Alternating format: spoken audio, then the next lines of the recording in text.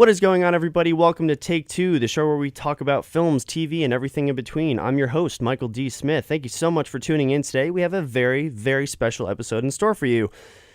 Before we get started, though, two quick disclaimers. First, everything that is said on this show is just our opinions of said cinema and should be treated just as that. Secondly, if you're worried about spoilers, we go very, very spoiler heavy and we go in depth into each film we talk about, so this is your spoiler warning.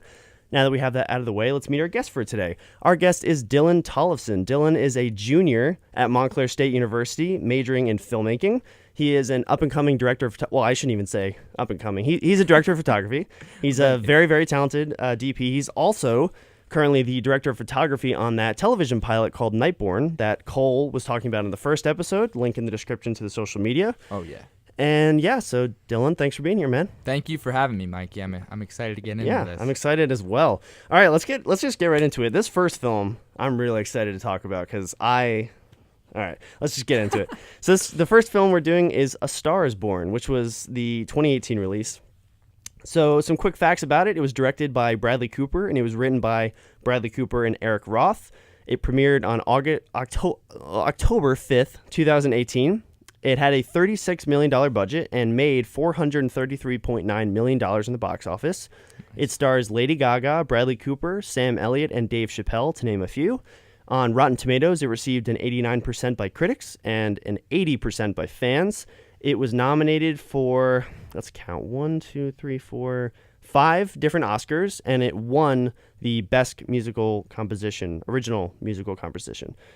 So yeah, that's A Star Is Born quick facts. Dylan, what did you think about the film? Well, to me, it was actually one of my favorites of the year. I don't tend to buy too many movies. Usually I'll rent them or I'll see them a couple times and then I'm good. Yeah. I only buy the movies that I really know that I'm going to keep watching over and over and over again. And this was one of them. Like, as soon as it came out on digital, I was like, I need to order it immediately. For many reasons. I mean, the story resonated with me. I thought Bradley Cooper, both directing and his performance, was incredible. Same with Lady Gaga. Right. It just, I left just feeling so many emotions that I really didn't expect to feel from a movie like that. Right. Yeah. Okay, yeah. I have very, very similar feelings towards the film. I really, really enjoyed it. I actually didn't see the film on the initial release time. I actually saw it in Dolby Cinema in late January, and because I guess they re-released it since it was released. It was nominated. I was a little late to it too. I saw it in Dolby for my first time. You did? Yeah. Have we talked about? I feel like, did we bring this up before? We might have. Because I mean, that's the way that everybody, including Bradley himself, says you should see the film. I didn't know what Dolby Cinema was, but I saw it and I was like, let's just go see it. And I think we may have talked about this part. I really enjoyed it in Dolby Cinema because the minute the film started, when the applause from the crowd just filled the air, I was looking around. I was like, this is loud. Are we actually here? It felt like I was actually in a concert, and it was incredible. Yeah. And I just had never, because I had been to IMAX before, and I really like IMAX for big movies, but I had never been to Dolby Cinema, and I really enjoyed it. And I thought exactly what you said. I thought Bradley and Lady Gaga were great together on screen. I thought they had really solid chemistry. There were a couple parts that I don't think I had problems with. I think they just weirded me out a little bit, but that might have been the character of Bradley, like the nose thing where he rushes. I was like, that's a little touchy. That's weird, you know? Yeah. And then also the part where she, after punching the cop in the bar, he takes her rings off by using his mouth. And true, there's some. It was a little weird, but to be fair, that's his character. Like he's a little. Did come up with that. He came up with that. Well, I mean, I can assume. I mean, it was not only was it his character, but as director and everything, he might have just thrown in some little quirks. But yeah, just briefly to go back to Dolby, I watched a whole video on him saying that was the way you should see the film if you have a chance to. And I mean, I'd been to Dolby before, but there are certain films that you should really see in that format. And it's great because not only is it just a more immersive experience, but the color, the resolution, it's insane. And then, aside from the visuals, which are usually pretty good in standard theaters, just something about sound. People overlook sound.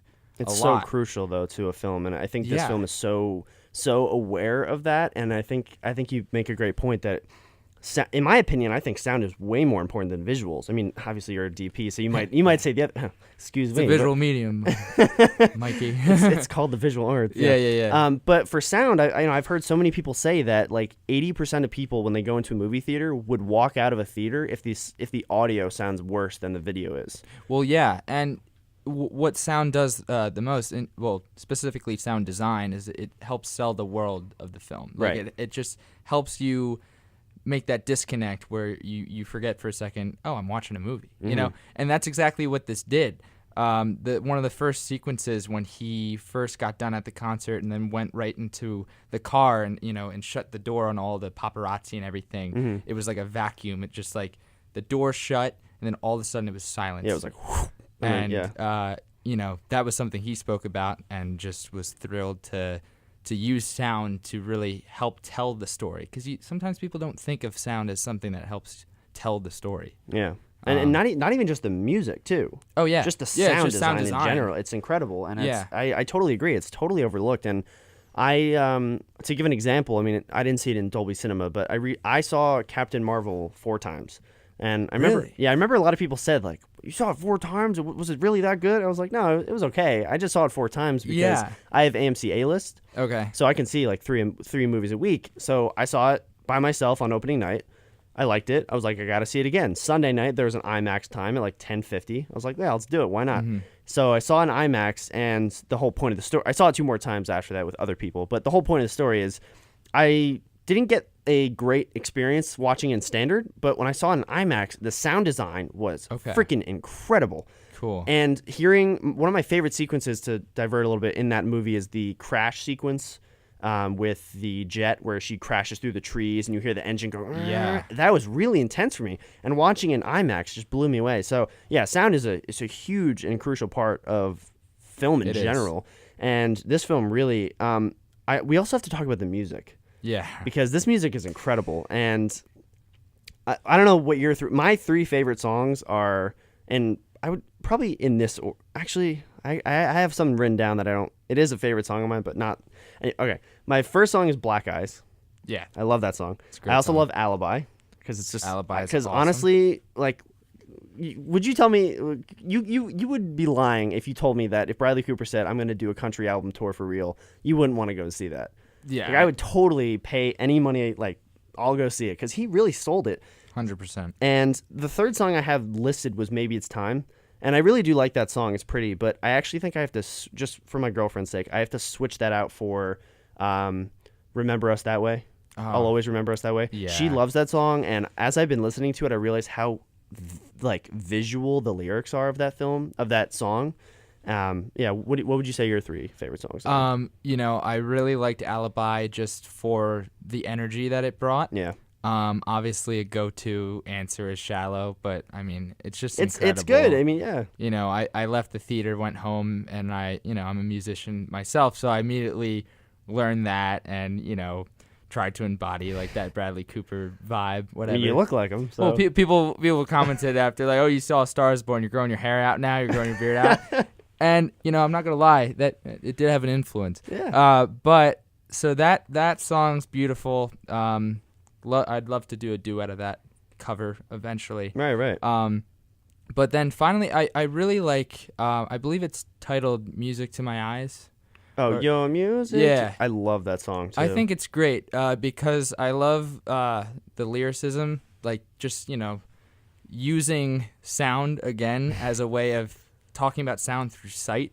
Right. And it was very well written. Yeah. And I'm not sure who had a hand in writing the lyrics of each song. Yeah, I know actually, Lady Gaga's credited a lot. I don't have actually written down, but I think, she went up for the Oscar, so I think it was her, I think Mark Ronson too. Yeah. I think he was a part of it too, and then one other guy. He produces so much stuff. He's so good, but yeah. So that song I love. I always put that one on. I can't listen to any song on the album without just like jamming out and moving to it. Like, I know. Every song is so good, and there's really no song I hate. Honestly, I don't know if you feel the same way. A song that I actually listen to probably the most from that album, I haven't listened to that album recently, but is Out of Time. Yeah. which Yeah. is it's literally just a build up. It's just like drumsticks and guitars like riffing, and it's Yep. so catchy though, and I just feel it, dude. And then my next thing that I want to talk about is how, and I don't know if you know this, but how they film the concert performances live and in time. Yeah. Mm-hmm. Like, so not only did they Crazy. film them in front of real audiences and they had to perform in front of real audiences, but they filmed it in sync with the music, so it was all live. Which was fantastic. I didn't- I mean, there was another like live concert movie, Yeah. Bohemian Rhapsody. Right. And I know people were, giving it problems because it's like, oh, CGI crowd, like, look at what Stars Born did. Now, I mean, to their credit, like, you can't really recreate Live Aid. Right, and the amount of money it would cost with to- all those people. yeah. But still, I mean, you can't help, especially seeing it in theaters. Mm-hmm. You have this large format where you can see every detail, and CGI, it's getting easier and easier to tell to people, I feel like. Mm-hmm. And I don't know. Everybody who I've spoken to has noticed that film, you could definitely tell. But when I was watching A Star Is Born, I was literally sitting in the theater watching it the first time, and I was like, is that a live audience? Because there's just like, it was so clean, and it was so like, I don't know, even the energy of it. I'm like, if somebody actually composited that would be amazing. But Yeah. then I found out like it's even more. It's better that they did it live like that. You feel the energy more, and I mean, Yeah. I'm not positive if they recorded the actual audio of them singing. Right. I think they might have dubbed that, but to be fair, I think they actually did, because in the movie, for instance, there's a part in, I want to say Black Eyes, or maybe it's Alibi. I think it's Alibi, where he's basically like slapping his guitar strings. Yeah. And it's like, wow, wow, wow, wow, wow, wow. And in the audio of the recorded soundtrack, it sounds pretty clear, like wow, wow, wow. But then in the movie, it's like kind of all over the place. So I think they might have, maybe they recorded it live. From an article I read, I believe they recorded most of the vocals live.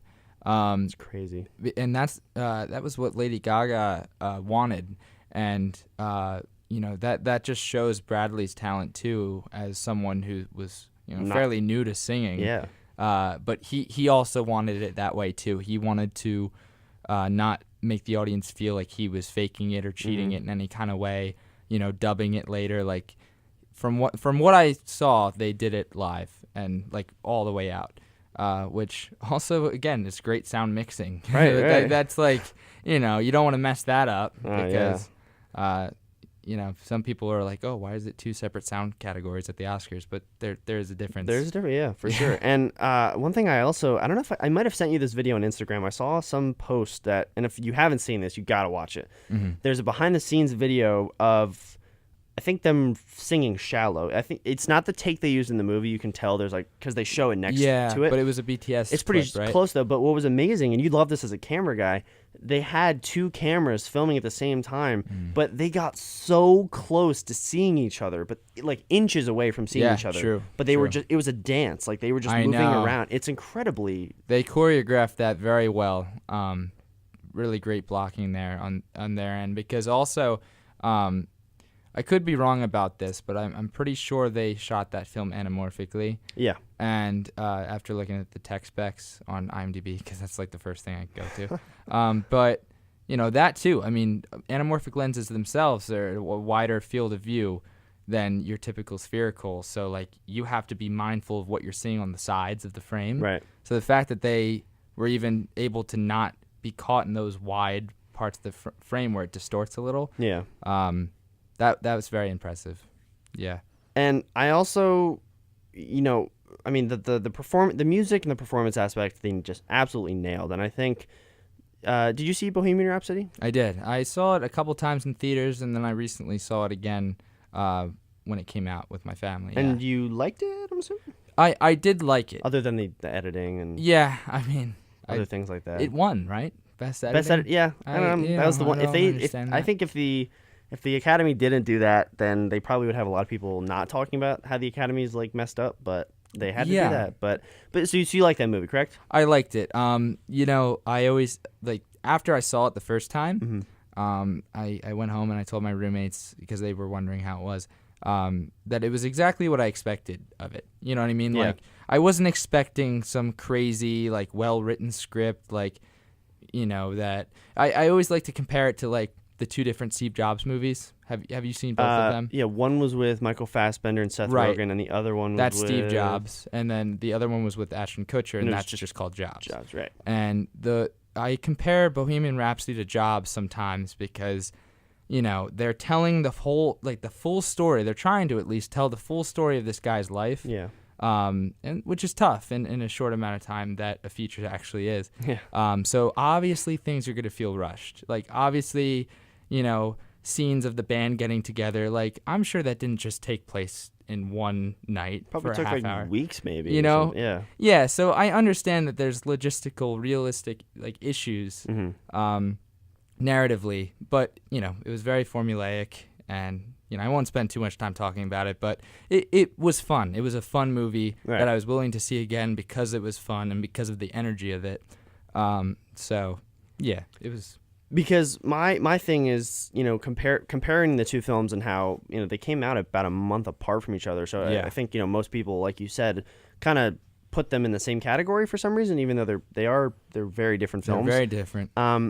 And what's interesting, though, is with Bohemian Rhapsody, I enjoyed the movie for sure. I mean, I literally, once I got home after watching the movie, I downloaded a bunch of Queen songs because I didn't realize how catchy they were, and I completely forgot about them. That's what it did, too. And I just, yeah. Don't Stop Me Now is one of my favorite songs now. I just can't stop listening to it. And so it did a great job for what it was, but you could definitely tell the difference between Bradley Cooper and Lady Gaga singing on stage versus Rami Malek singing or lip syncing, Right. and even the audiences, like you said, in the concert experience. So Yeah. I would say they have, A Star Is Born has that over Bohemian Rhapsody, but Absolutely. the one part of the film that I really, really appreciated and loved was because this was the fifth iteration of this film, or fourth? Fourth. I don't know. I haven't seen any of the other films, so I'm assuming this is a new concept that they added in. But the addiction towards, really the entire film. Yeah. I thought I've been lucky to not have anybody in my family be an alcoholic and have that problem because it is a serious problem.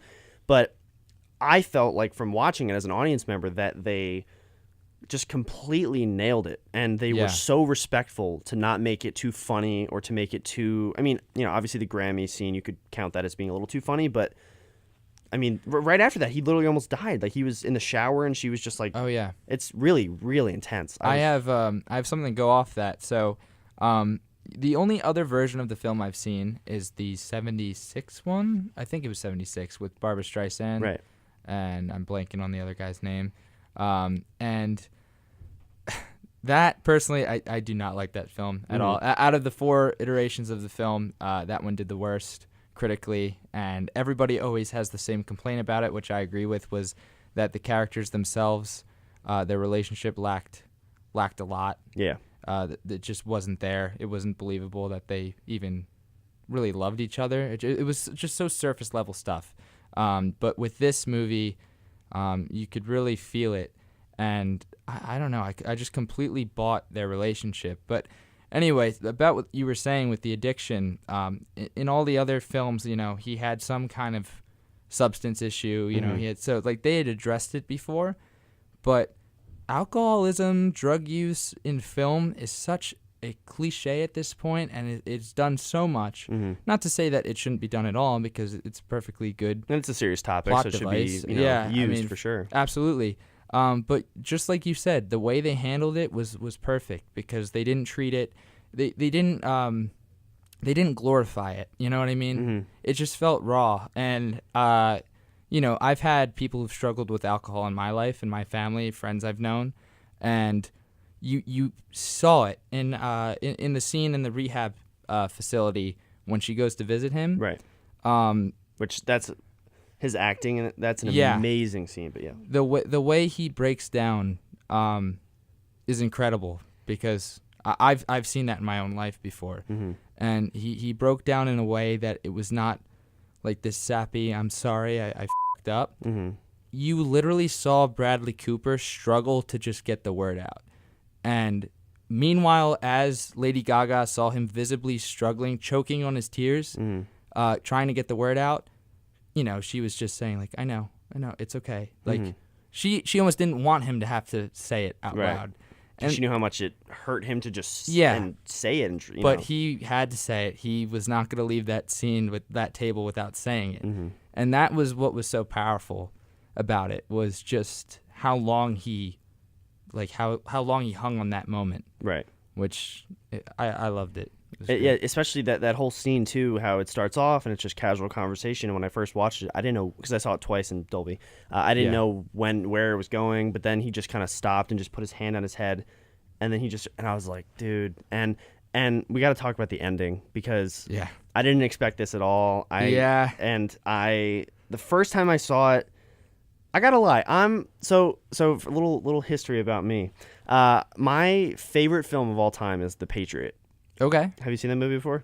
Yeah, a long time ago. Yeah, and a lot of people say, "Oh, I saw it in high school in history class." It's like, you got to watch it separately. I know. The reason I think I did. The reason why I love that movie is because, I mean, I love the American Revolution. I love war movies and action movies in general, but I also love just the acting and everything. But the real reason why I like that movie is because it's the only movie that every time I watch it, I cry. And I don't cry a lot in movies. There are very few times I cry. Okay. And for The Patriot, it's the scene where Mel Gibson's first son gets shot by the colonel, and he just, like, in slow motion is falling. That entire scene, I always one tear down. Like, it's really sad. It is. This movie was the only other movie that I didn't cry, but I got so close to it. You're almost there. Yeah, and when I saw it the second time with my girlfriend, I looked over at her, and she was sobbing. Like, I saw it with my mom for the first time.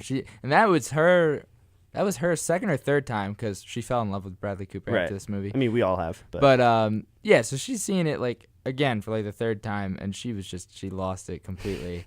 And I mean, I got emotional too. I'm not gonna lie, I did, and I do tend to get emotional in movies, especially Forrest Gump. That's mine. Yeah, actually. That's your favorite? Or that's just the one that... It's definitely one of my favorite movies, but that's the one that gets me regardless. Right. Of how many times I see it. But that's another thing that just proves how well written and how well directed and how well paced too. Because how well paced that is. The way they made that too. If my memory remembers correctly, and it's also kind of sad too, because the one character, the manager of Lady Gaga, I would argue he was the one that pushed him over the edge. Absolutely. Because everything he said, that you basically ruined her career, and that for him, that's the one thing that he never wanted to do. And that's how he was like, "Oh, and she's never going to tell you that because she loves you too much." Yeah, but he was speaking for her, and I was in that moment, I'm like, don't listen to this guy. And that's why it's so sad too, because when you think about it, like, that's the one thing he never wanted to hear from anybody, that he almost ruined her career because he embarrassed her. And that's why that scene in the rehab center is so impactful, because he did embarrass her on the Grammys, and that's a huge mistake by him. And the whole scene where they're in the bed together and they're talking like, "I really want you to come on my last show. I'm gonna be home all summer. We'll have a fun time. Please come and perform. I'd love to sing with you on stage again." And then the intercutting between her singing and then her going backstage, getting in a costume change, and saying like, "Is what's his name?" For who's Bradley Cooper? Why am I forgetting his name? Jackson Maine. I was thinking Montana. They change it. And Jackson's character, he was like, "Where's Jackson?" And she's like, "Oh, I don't know. He's not answering." And then it cuts to him with the belt going in the car. And when I saw the belt, I was like, I knew exactly what was going on. But then that wide shot of the garage, when you see him hanging and you see the dog outside. And they just hung on it for a while. Yeah, I know. Dude, no pun intended. Dude, it just like, sorry, it's too sad. I had to bring some other joke. They hanged on it for a while. Yeah. Man, they really killed that scene. Oh my God. I'm not doing these shows anymore. But yeah, I mean, I'm sorry, I'm breaking your neck over here. I'm sorry. With that, I mean, that has stayed true to the other films as well, the other versions of it. But it hasn't been done like that. And the main thing that's important about this film is that, and Lady Gaga has talked about it to the press and everything, is that it really addresses mental health, and it does it in a way where it's, like I said about the alcoholism, it's not glorifying it. It's not using it as a plot device just to get out of it quickly. And it's not making it the entire story. That's one thing I love, too, is when I watched it, I was really, really nervous, because right from the beginning, he's taking shots backstage, he's drinking a whole thing, and he's going to the bar. Yeah. I knew something was up, but I'm glad they didn't make it the story. The story was about the transition of power, I would argue, between the two stars. And what it did that the other ones didn't, And the other ones, he dies in the end. But with this one, it was alluded to early on that he had issues growing up and that he had tried to kill himself before. Right. Because, yeah, there was the scene, he was on, like, a golf course in the rehab center, and he said, like, tried hanging myself with a belt, but the ceiling fan ripped out, and it stayed there for a month because nobody wanted to clean it up or something like that. Yeah, and, like, that's an example of really great dialogue that actually contributes to the plot, and it has actual substance to it, because he could have just said that story and it wouldn't have meant anything if he didn't give those details. And within 3 or 4 lines of his dialogue, I understood his whole childhood, I felt like, and his relationship with his father, just from what he just said there. Right. How nobody even cleaned it up for that long. I just felt terribly. And in the other films, you never got that. Well, I can't speak for all of them because I only saw the 76 one. But in that specifically, if anybody likes that film better than this one, I don't know what to tell them, because like there's just so many instances where things happen, but there's no reason they should happen. Right. Like, there was always a reason in this, and that's what the other one lacked. Yeah, that's I totally agree. That's one of my big pet peeves with films is motivation, and not even just character motivation to do something like killing themselves, but just story motivation. If there's no actual clear evidence of, oh, this happens because this happened, then it just feels like everything's happening because it's a movie, and we're all just sitting here watching something happen, and it doesn't feel real or genuine. But this film, I felt the chemistry was real. I felt the performances obviously were real. Yep. I felt like I believed that Jackson Maine, or that Bradley Cooper, was a country superstar. I believed that Lady Gaga was Lady Gaga. Really, I mean, she turned into that. And I really love this film. Which that was clever too, how her arc there, she kind of became what she swore to never become. Right. And I think that was big, especially in her realization in the end of what had happened. And it's sad because she feels somewhat responsible. You can tell in her face. Yeah. But yeah, that I remember her saying early on, like, background dancers, like, right. No, that's not going to happen. You're changing my hair color. That's not going to happen. I think it's really evident too. I think they used a lot of her real life experiences where she had to be this crazy Madonna, Britney, like crazy outfits just to get attention, because the studios didn't feel like she was talented enough or she looked good enough. But of course, I mean, it's sad, but it's awesome now that she has the fame and she's close to getting an EGOT. I think if she can just be on a Broadway show, then she can hopefully get a Tony, and then she'll be good. True. But yeah, do you have any other thoughts about A Star Is Born, or do you think you're all good? Obviously as a DP, I'm gonna say the cinematography was fantastic. I forget if it was up for cinematography at the Oscars. I don't know if it was. I don't think so. It was not. Yeah. And I'm not saying that it should have been. There were tons of beautifully shot films this year, but I was talking to some other DPs, and they're like, oh, it's nothing special and everything, but I'm like, I get that it's nothing special, and I get that it's not overly stylized or weird or unique in its own way, but it, like, in my opinion, it was exactly what it had to be. I think sometimes, and I don't know if you can agree with this, I feel like cinematography doesn't always have to be a Blade Runner 2049.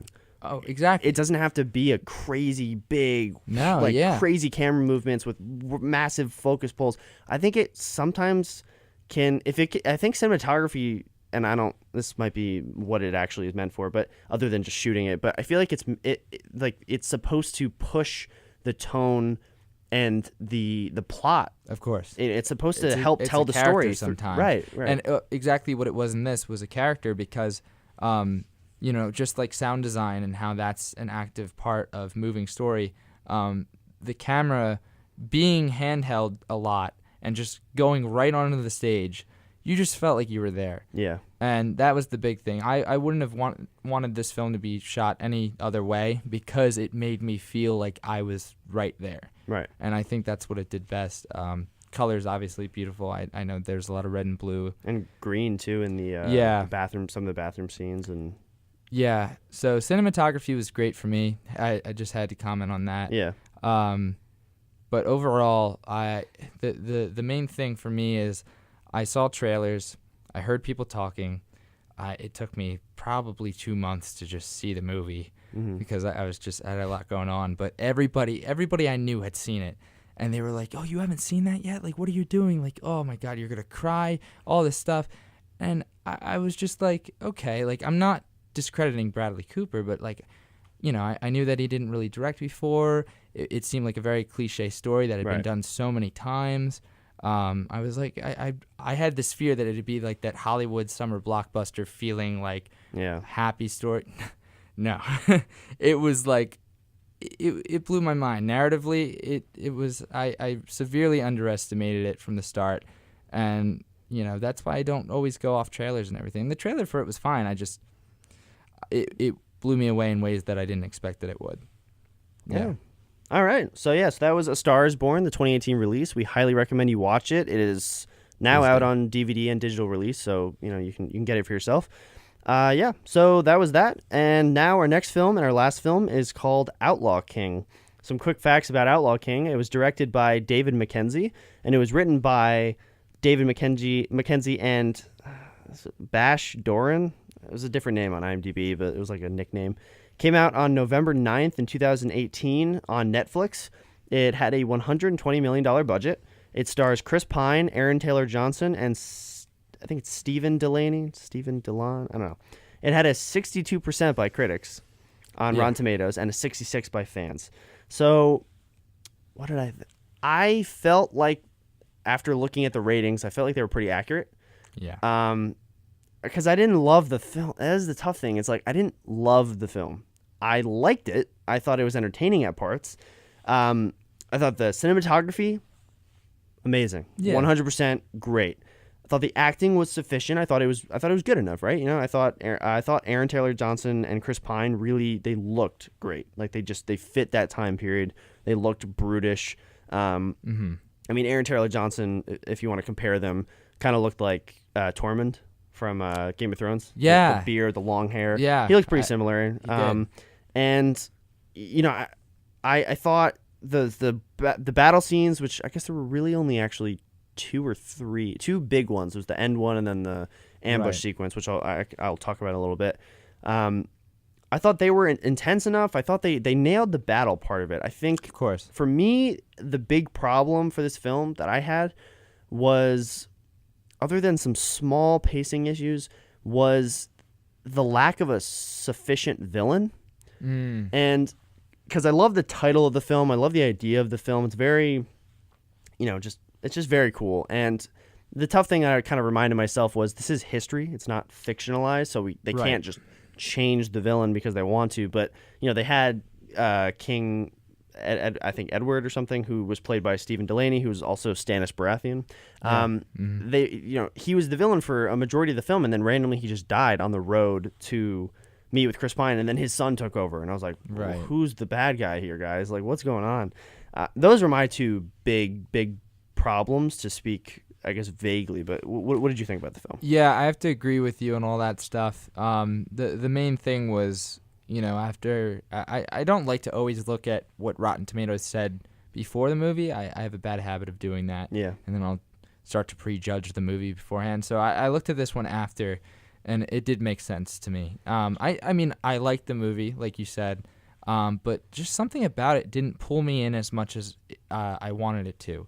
When you have a production on that grand of a scale, sometimes you just want it to feel like Battle of the Bastards. Yeah, I mean, that last battle, really, we kept talking while we were watching the movie. Yeah. It just felt like it was that, like a reiteration of that battle. Yeah, and they probably took some inspiration from it, but you know, like you said, acting was great.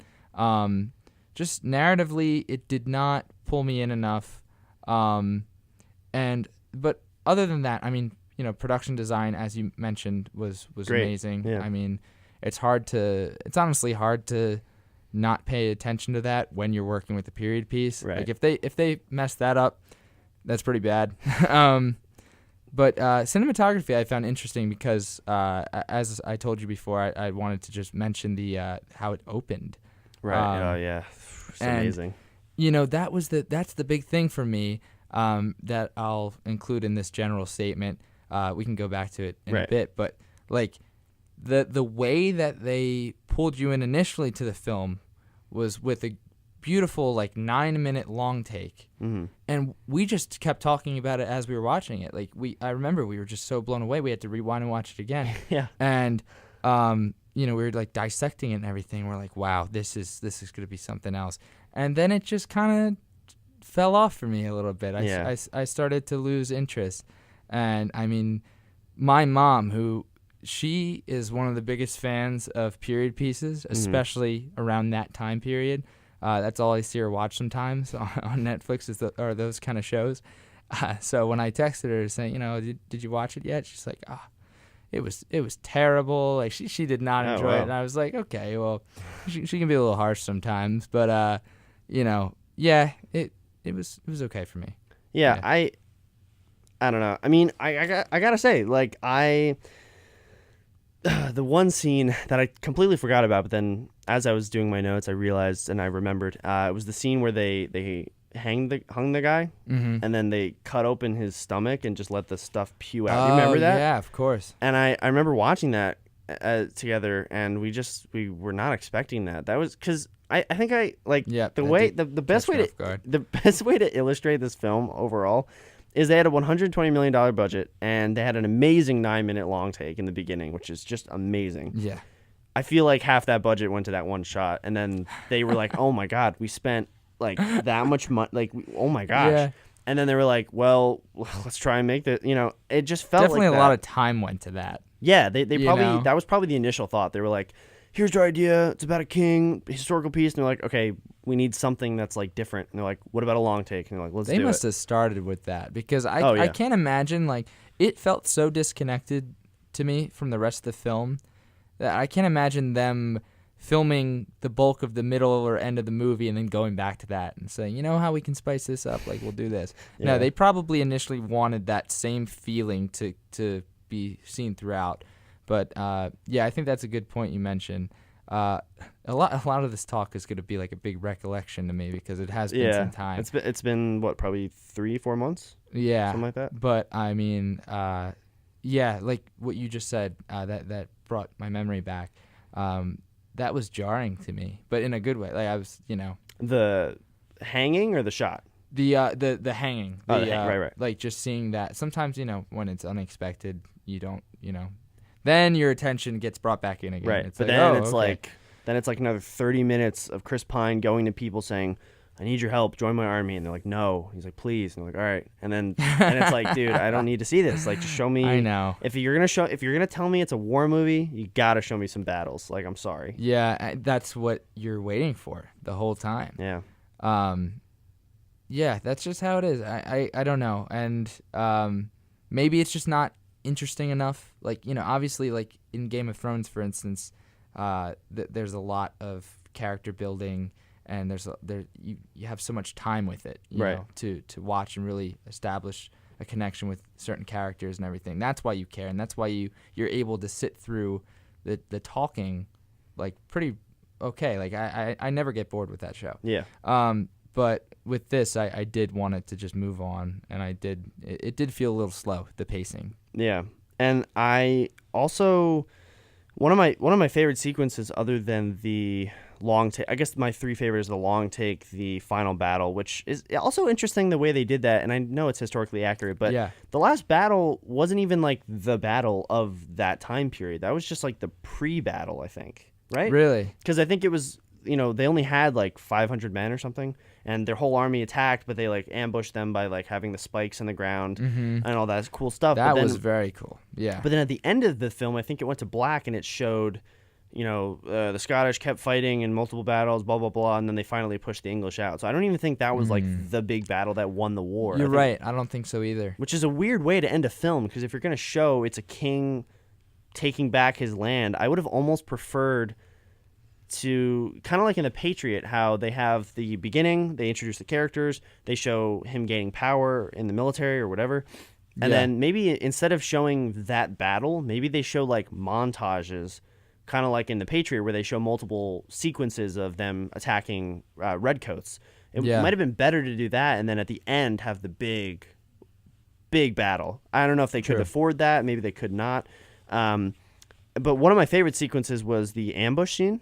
Yeah. Not the last scene. Not but the last one, but yeah. it's the scene where Chris Pine and his pretty large army, after meeting with the Englishmen, him and his wife are having fun together for the first time, and then they just randomly get ambushed. And I didn't see it, but that was also a beautifully shot sequence. It was. With all the oranges and just I liked it because it was very very noir-esque not in the aspect of like a lot of shadows, but it's basically in the mindset like you shoot what you want in light and you shoot what you don't want not in light. Like it's just all like it was just like chaos, and it was so cool. Yeah. I really like that sequence too. And to go back towards the ending with that battle, I remember we were very hyped on it. There was a lot of energy that we were feeling as the audience watching that, because when the second that we saw their plan and we saw the enemy approaching and we saw, they were like stakes or spikes or that. Yeah, I don't know. I don't remember how they did it, but I think they were in the way they did it was they were in a very muddy area, so the horses couldn't move fast enough, and I think they eventually like were slipping or something, and then they had on a hill, on the bottom of the hill, I think they had spikes implanted into the ground. They hit it, right? And it's always great when you have a moment like that as the audience, obviously when you know something that the others don't. And that's what I think people really get excited about and feel tension for. Obviously, you didn't really feel tension for that, but it was a cool visual, and obviously accurate way of depicting what happened there. And even though it might have not been the big battle, I think narratively that was really a big win for them, recognizing how small they were, right? And that plan, that's that strategy that I think you need to show in a plot like that, to help the smaller guys win sometimes. And I think it's also cool how you said accurate, because I think I agree for the most part. I don't know the history of that area. I mean, I know. I gotta study that again. Yeah, I know our great friend Zach Miller. Yeah, and Rob Watt. yeah. Miller for a while, like probably let's say the trailer came out in June. That's just to throw that out there. Yeah. He texted me and our friend Paul the trailer, and he said, "Guys, this new movie, Outlaw King, Chris Pine, it looks amazing." And he was freaking out over this movie, and I was like, "Miller, it looks okay. Like, I don't know why you're," but like, he was like excessively getting excited about it. I don't know why he liked it so much, but it does sound cool. And I don't know the history of that area that much, but it seemed to be pretty historically accurate. And the one thing that I know was definitely historically accurate was the ambush scene, because the scene before that, where they were meeting with the English, there were rules of war back then where you couldn't, if you said we're going to attack tomorrow, the war will start tomorrow at this point, or the battle, you had to stick to that. And if you didn't do that, you weren't considered a gentleman. But because he is an outlaw king, he's not actually a king of sovereign borders, they didn't have to abide by the rules, and they tricked them. And it's a very clever scene, and I think they really pulled that off. Yeah, it was unexpected for me, Yeah. Obviously, me not knowing the history as well either. Yeah. That sometimes I can just watch a film like that and just enjoy it, like, for the entertainment, and I don't know what's gonna happen because I don't know the history. So that scene really surprised me as well. But yeah, everything seemed very historically accurate from what I've heard, like just even reading about it and everything. Netflix is really killing it with they're stepping up for sure. Movies. Yeah, they keep releasing them. They have so much money, I guess. Have you seen Roma? I have not yet. I haven't either. We should watch really? That. Yeah. Okay. I thought you for sure were. Oh gonna no. Say you've seen No. Because I don't know. Like, I feel like I'm like one of the only like lonely specks out there of people who just like have not seen it yet. I haven't seen it, and honestly, I'm kind of worried because so many people have been hyping it. I mean, now that the Oscars happened, a lot of people expected it to win, but I was very happy Green Book won. Yeah. Did you see Green Book? Yeah. I thought it was a very well-made movie. Green Book is actually my favorite movie of the year. Really? Yeah. And I only share that same opinion with a few people that I've talked to. So some people have completely knocked it off as I don't know. To me, it personally was my favorite of the year for many reasons. It came out in 2018, right? Yeah. Yeah, I don't. Around my birthday, actually, I went and saw it after my birthday. Um, I'm trying to think other movies that came out. I mean, I know A Star Is Born, Bohemian Rhapsody. The Favorite, did you see I that? did not see that. The Favorite was amazing. Like, I mean, I've seen other stuff by that director as well. Right. And I just love the dialogue in it. I mean, you definitely have to see that. Yeah, I haven't. I can't even. Yeah, Green Book or A Star Is Born, I guess, was my favorite movie. I mean, I also, one of the other few movies I saw that year was Avengers Infinity War, and I wouldn't really categorize that as my favorite movie of the year. I did see it 3 times in one weekend, and I did really, really enjoy it. But yeah, it's a close tie for me between A Star Is Born and Green Book, but they were both very well made movies. Yeah, it was actually a tie for me as well. And honestly, I thought that my favorite movie of the year was not going to be either of them. I thought it was going to be something a bit more weird and unique, and I don't know, like The Favorite. You know what I mean? I love The Favorite. But I think a big thing to keep in mind is we're kind of in a new era of independent film kind of coming back in a way that it's like a lot of films are ending on a sad note. Yeah. It's just how it is. And obviously wonderful dramas that are really just are like heart-wrenching, they're going to do well, and people are going to say, wow, that's a really good movie.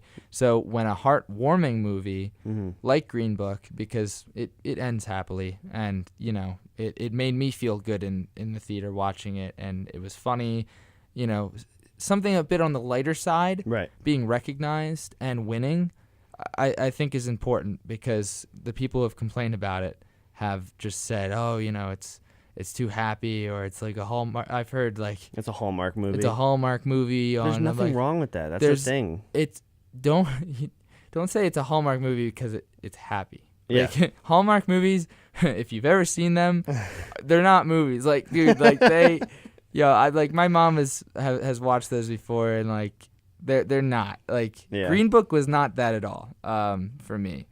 The number one thing I like about it is honestly the performance from both of them. It was very, very good performances. I love their dynamic so much, and I love that they were both able to learn new things from each other that helped their character grow in separate ways. That's the best part about characters who have opposing conflicts, is that not just that you can be friends at the end of it, but that you can learn something from them and improve it and change. That's the whole point of like character arcs.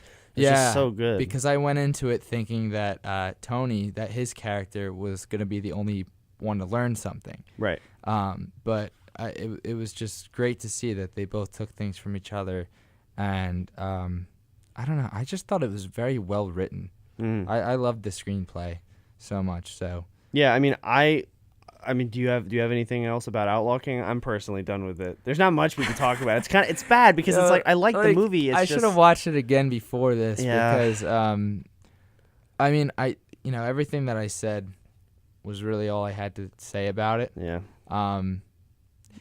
Watch it. I'm not saying don't watch it if you haven't seen it. But I just was expecting a little bit more from something that looks and feels that grand on that scale. And I guess I just, like I said to a lot of people after I saw it, I guess I've just been spoiled with other content that's been similar to that grand scale battle like feeling, that I was like, oh, this is subpar. It's tough to compete with movies that, I mean, I was actually thinking about something like that today, because I just watched Full Metal Jacket last night. Oh, great. It was a very great movie. Yeah. And I was watching it and I realized, how many more movies can we make about the Vietnam, Korean, World War II or World War I movies? Like how many more can we make? Right. Because eventually they're going to just get stale. I mean, you have Saving Private Ryan, you have, why can't I think of any? Dunkirk, Darkest Hour. You have like all these different movies with different perspectives. Apocalypse Now. Right. Yeah. That's Vietnam. Even Forrest Gump has a little bit in there. I know. At a point I kind of asked myself, how many more of these historical war movies can we do? Because eventually you're just telling the same story, and it's Americans, and it can get a little frustrating. Yeah. Yeah, I totally I agree with what you said. I think we are a little spoiled, especially with Game of Thrones, I would argue. And and it's kind of sad, not sad, but because this is a Netflix movie, but Netflix, like you said, isn't very. Their films are getting better and better. Yeah. But with Game of Thrones, that's a TV show, and for a while TV shows were never of that scale. I know. But now compared to, I mean, for the final season, each episode for Game of Thrones was like what, $20 million? More than that, probably, right?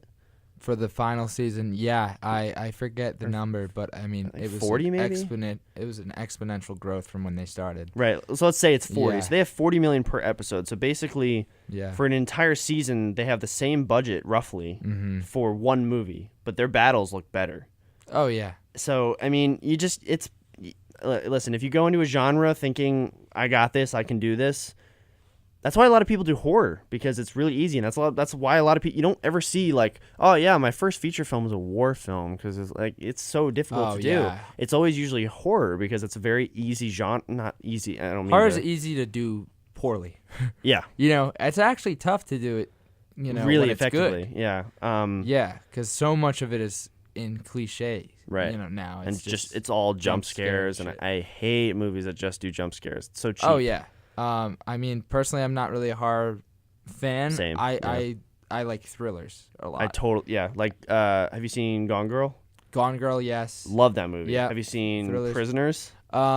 Prisoners. No, I have not seen Prisoners yet. gotta I know watch what that movie. Prisoners is. The thriller that was most recent to me was A Quiet Place. That was a really good movie. And I was just so shocked by it. Like I went into it thinking it was going to be a decent thriller. It was going to be a decent movie. Another new director too, John Krasinski. Yeah. I mean, I went into that thinking, John Krasinski, what? He can't direct, but it blew me away. I was very, very impressed. It's awesome. I love to see that, because you hear people complain. It's like, oh, they want to do everything now. They act, they direct, they sing, they blah blah blah. But I mean, I've always said, like, why limit yourself? Right. You have one life on this planet. Why not try all the things that you want to try? And who cares if you fail, and they didn't fail. Jordan Peele's a great example of that as well. I think a big problem with a lot of people and with society is that when somebody's in a medium like comedy, like John Krasinski and Jordan Peele was, everybody just assumes they can only do comedy. Comedy's tough to get out of. It is. Yeah. And, I loved Get Out. Yeah. Did you see Us? Us, I have yet to see. Yeah. I'm not going to give you anything away. I personally did not like it as much. I felt like it wasn't as well executed as Get Out. Things. Yeah. But Get Out. I mean, it's subjective. It's whatever. But I just, it's really, really cool to see these different people and all these new directors that you never would expect succeed in what they're doing. I mean, they're making A Quiet Place too, like in June. And I'm mixed about that. I kind of wish they just left it alone. They're also making a Baby Driver too. I wish that was left alone. Oh, that should be left alone. But at the same time, both original directors are still on the film. And my mindset is, a lot of times when you see a movie like Jurassic Park, right? Steven Spielberg only directed one of those movies. And so if you could tell if a director doesn't come back, that means they didn't plan for another movie. I assume he just did the first Jaws as well. The other Jaws. No, I think he actually directed the Jaws 2 and 3. Did he do 3? I think. I'm not. I have to check that. He did some movie trilogy where he did all of them. I don't remember. Oh, it was Indiana Jones. Well, Indiana Jones, yes. Right. And you can feel it. Jaws was different. Yeah. Jaws. It fell off the wayside. Yeah. But you have a very true statement there that it's tough for comedians sometimes to be taken seriously afterwards, because I mean, even Steve Carell. Yeah. Like, he's gotten into dramatic acting fairly recently, I'd say. I mean, he's been doing it for a little while. I remembered seeing him in a trailer for The Big Short, and I was like, Steve Carell. I was like, that's. He also did Foxcatcher. Yeah, which I saw that. It was a pretty good movie. I was like, this guy's from The Office and the 40-Year-Old Virgin. Yeah, 40-Year-Old. That was a funny movie. That was fun. Have you seen? I have yet to see Beautiful Boy, which is also a movie about addiction. I have seen it too. Have you seen Crazy Stupid Love? No. You gotta watch that movie. I did. I loved that movie. It was so simple, kind of like what you said. Like, it actually didn't end fully happy, but it's just such a simple movie. The writing was genius. The acting was amazing. Ryan Gosling, Emma Stone, Julianne Moore. It's just, dude, it's such a good movie. Yeah, I know. I saw the cast. Yeah. But yeah, so that's all I have on Outlaw King. I did want to say this. I did want to tell you this quick story about Green Book while we were talking about that a little earlier ago, because this really frustrated me. And this was right after the Oscars, so probably 2 days after the. Actually, no, it might have been the day after the Oscars, that Monday. So I was in one of my classes, and we somehow got on the topic. It's not even a film class, but we somehow got on the topic. And my professor was saying, oh, this person pointed to some random girl, said, oh, you're probably mad about the Oscars, right, or something. She was like, haha, no, I didn't really watch it. And then she was like, yeah, did anybody watch it? And I raised my hand, and a couple other people did. And she was like, yeah, this year they made a lot of interesting choices. And, one of the most controversial ones was Best Picture because, it's just really controversial because they have, a main character who basically, is racist and, says it's a very provocative movie. And it's, the main character, like, tells them about, like, oh, it's your people's food, fried chicken. And, like, you don't listen to Ray Charles and all these other people. And she's like, yeah, it's just not good. I mean, I don't know how it got not. I was like, okay, well, I wanted to raise my hand, but it wasn't the right class. But I wanted to say, like, that's the whole point. I have an idea of what class that probably was. Yeah, I'm not gonna say. It's so, like, that's the whole point. They missed the point. And the You're not supposed to agree with that. Yeah, the funny thing too is, like, it's actually history. It's a real story. It's not like they just made it up. Yeah. So, and that's the whole point of the story. The whole story is that you start off racist and you end not racist. Like, if something is inherently racist and it's completely unjustified and unexplained and unwarranted, yeah, obviously you shouldn't do that. Right. But they had to be specific to the period, to the character types. I mean, Italians and African Americans have had a lot of issues with each other for years, especially at the time. And it was realistic to the time. It was realistic to the cultures and the backgrounds. And also just to mention, that Tony's character was made to look like a complete idiot. Yeah, and Italian Americans in film for since the start of film have been made to look like idiots who are just angry and violent and steal and ever since the first silent films of Italian Americans coming here. So it poked fun at both sides, but in a way that was accurate and in a way that was not inherently racist or rude or anything. Like I said before, they both learned things from each other. I mean, that was the big thing there, like that they both were able to learn. Now, I know people were complaining that the film made the North at the time, made like northern cities, like where they were from, feel not racist, and that the South was the evil. And it's a reoccurring. Yeah, it's been done before. I mean, but the North, like, even in the film, was not perfect. Right. People were arguing that they made the North feel like it was perfect and no harm could be done to him or whatever, but that's not true. There were sequences, there were moments where there were some bad times in the North as well.